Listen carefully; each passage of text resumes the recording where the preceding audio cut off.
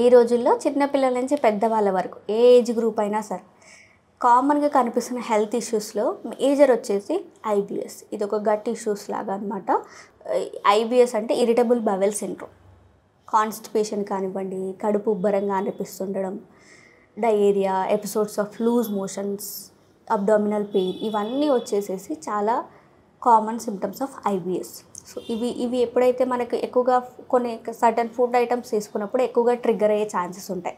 అందులో మేజర్గా వచ్చేసి ఫ్రైడ్ ఫుడ్ ఐటమ్స్, ఫైబర్ అస్సలు లేకుండా రెడ్ మీట్స్ ఎక్కువగా తీసుకున్నప్పుడు, ప్యాక్డ్ అండ్ ఆర్టిఫిషియల్ ప్రిజర్వేటివ్స్ ఎక్కువగా యూస్ చేస్తున్నప్పుడు, అండ్ సింపుల్ కార్బోహైడ్రేట్స్ కానీ పులుపు పదార్థాలు ఎక్కువగా తీసుకున్నప్పుడు ఐబిఎస్ సిమ్టమ్స్ అనేది ఎక్కువగా ట్రిగ్గర్ అవుతాయి.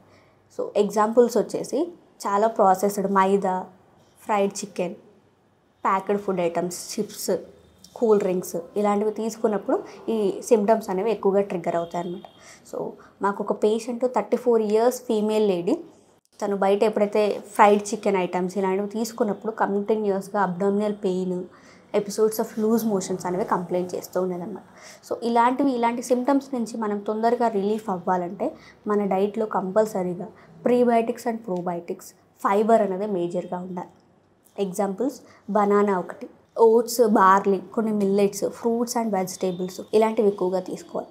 ఫైబర్ కూడా ఒకటేసారి ఇన్కార్పొరేట్ చేసుకోకుండా ఫస్ట్ సాల్యుబుల్తో స్టార్ట్ చేసి, అంటే ఫ్రూట్స్ కానివ్వండి, ఓట్స్ ఇలాంటివి సింపుల్ ఫైబర్ ఐటమ్స్ ఉన్నవి తీసుకొని నెక్స్ట్ పొట్టుతో కూడుకున్న ఫుడ్ ఐటమ్స్, కూరగాయలు, కూరగాయ కూరలు, రా వెజిటేబుల్స్ తీసుకోవడం ఇలాంటివనేవి ఇన్కార్పొరేట్ చేసుకోవడం వల్ల చాలా బెస్ట్ రిజల్ట్స్ ఉంటాయి. వాటితో పాటు సప్లిమెంట్స్ తీసుకోవడం కూడా అంతే మంచి ఇంపార్టెంట్. సప్లిమెంట్స్ అనేవి మన డైట్తో పాటు ఎక్కువగా ఎప్పుడైతే సప్లిమెంట్స్ ఇన్కార్పొరేట్ చేసుకుంటారో అప్పుడే మన గట్ మైక్రోబ్ కానీ, మన ఇమ్యూనిటీ కానీ, ఓవరాల్ హెల్త్ వెల్బీయింగ్ అనేది ఇనిషియేట్ అవుతుందన్నమాట. సో డైట్ ఒక్కటే కాదు, డైట్తో పాటు సప్లిమెంట్స్ తీసుకోవడం కూడా అంతే మంచిది. కాబట్టి రెండింటిని ప్యారలల్గా ఫాలో అవుతూ ఫుడ్తో పాటు సప్లిమెంట్స్ కూడా తీసుకోవాలి.